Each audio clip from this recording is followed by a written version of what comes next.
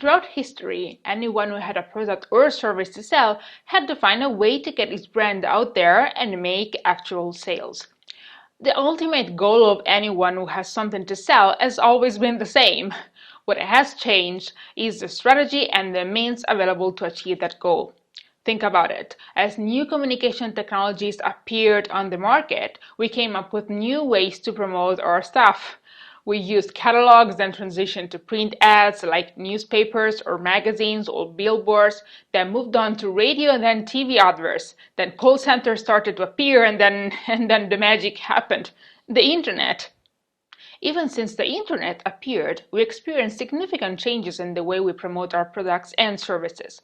We went from static websites to the so-called Web 2.0, and we saw the appearance of things like inbound marketing, mobile marketing, video marketing, content marketing, and social media marketing. But one thing has always been constant, that is, in fact, always marketing. This is why in this section we are going to explore the fundamentals of marketing. But first, let's take a look at how the so-called traditional marketing differs from digital marketing. While traditional marketing is a one-way communication, digital marketing is an actual conversation with your target customers. Just think about it as a customer. If you open a newspaper or a magazine and see an advert that you don't like at all, there's nothing you can do about it. Sure, you can talk about it with some friends, but this will most likely have no effects on the brand who paid to have their ad printed on the magazine. And, most importantly, no other reader will know that you don't like the ad.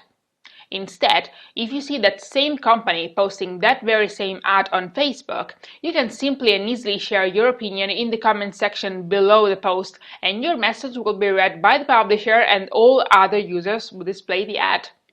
For a company, this means that an online advertising campaign needs constant attention and monitoring, and also a policy that dictates how comments like yours should be moderated. This might sound very negative and complicated, but it can actually be very positive because you have the chance to actually listen to your customers and make changes based on their preferences, and their preferences is what really matters in the end. I also just said that you can make changes, because you can, and you can also do that very fast with online ads. This is impossible with traditional advertising. Think about the time and resources you need to print and install a large billboard or an ad on a monthly magazine.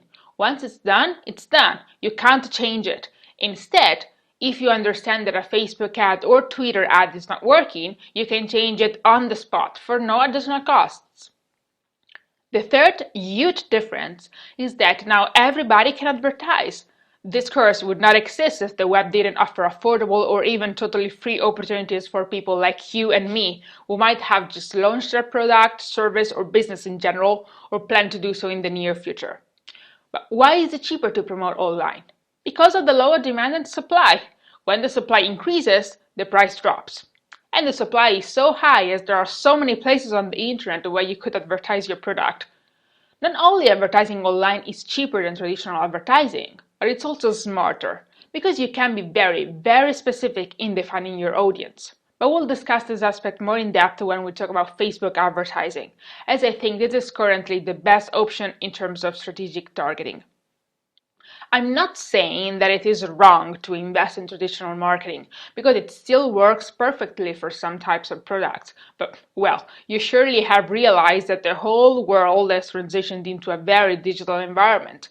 Magazines are going digital, we perform many of our daily tasks online, such as banking online or reading books on our e-readers.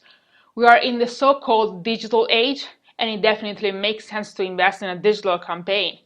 If you can afford a traditional campaign, the two types of marketing can coexist, but I would not recommend to go exclusively for the traditional approach. And I assume you agree with me as you've joined this course.